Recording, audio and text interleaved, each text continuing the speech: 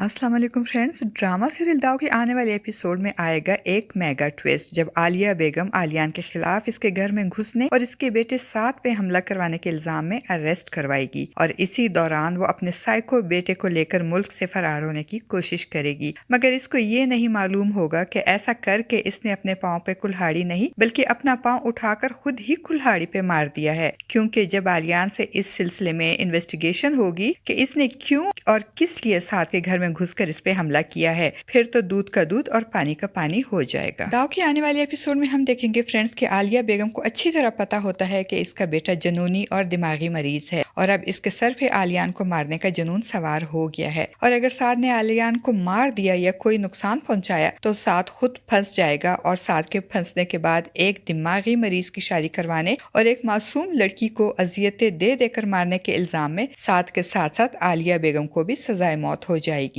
इसीलिए आलिया बेगम अब एक तीर से दो शिकार करते हुए एक तरफ तो अपने बेटे को बचाने और उसको मुल्क से फरार करवाने के इंतजामात करेगी और दूसरी तरफ आलियान के खिलाफ इसके घर में घुसने और साथ पे कातलाना हमला करवाने का इल्जाम लगाकर इसको अरेस्ट करवाएगी, ताकि एक तरफ तो वो आलियान को और साथ को एक दूसरे से दूर रख सके ताकि ना आलियान इसके बेटे को नुकसान पहुंचा सके और ना ही साथ जनून में आकर आलियान को मार दे और फिर आलियान के खून के इल्जाम में फंस जाए। मगर आलिया बेगम की अब ये एक्स्ट्रा स्मार्टनेस इसके और इसके दिमागी मरीज बेटे के गले का फंदा बन जाएगा, क्योंकि आलियान भी चुप नहीं रहेगा और इनका सारा खच्चा छट्टा पुलिस को बता देगा। दूसरी तरफ जब से असफर सिद्दीकी ने आसिम की गाड़ी को हिट किया है तब से अंबर और सुंबुल दोनों अपने भाई की सेहत और जिंदगी को लेकर बहुत परेशान होंगी। अंबर तो केस वापस लेने पे भी राजी हो जाएगी, मगर आसिम पीछे हटने से इनकार कर देगा और अपने फैसले पर डटा रहेगा। अपने भाई का इतना प्यार और खलूस देखकर अंबर और सुंबुल दोनों आसिम को मजीद परेशानी से बचाने के लिए इसके सामने रोने धोने से गुरेज करेंगी और कोशिश करेंगी कि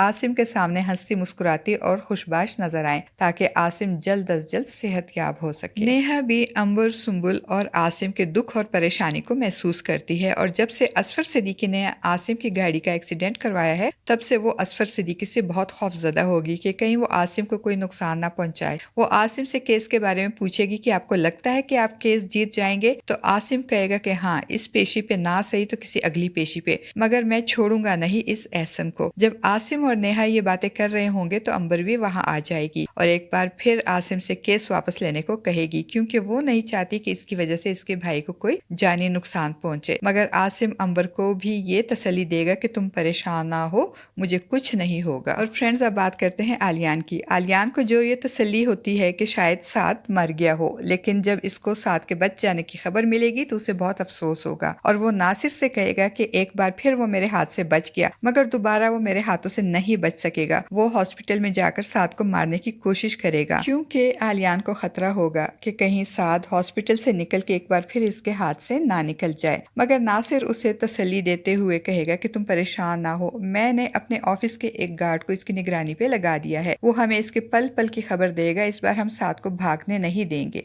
एक तरफ आलियान और नासिर साद को घेरने की बातें सोच रहे होंगे और दूसरी तरफ आबदा बेगम अपने पाँव पे कुल्हाड़ी मारते हुए आलियान को गिरफ्तार करवाएगी। अब देखते हैं फ्रेंड्स कि आलिया बेगम की ये एक्स्ट्रा स्मार्टनेस इसको बचा सकेगी या मजीद उलझा देगी। और दूसरी तरफ क्या अलमास बेगम अंबर के केस को वापस लेने वाली बात को बुनियाद बनाकर असफर सिद्दीकी से कोई नई डील करेगी? आपका इस बारे में क्या ख्याल है फ्रेंड्स? अपनी कीमती राय का इजहार कमेंट बॉक्स में जरूर कीजिएगा।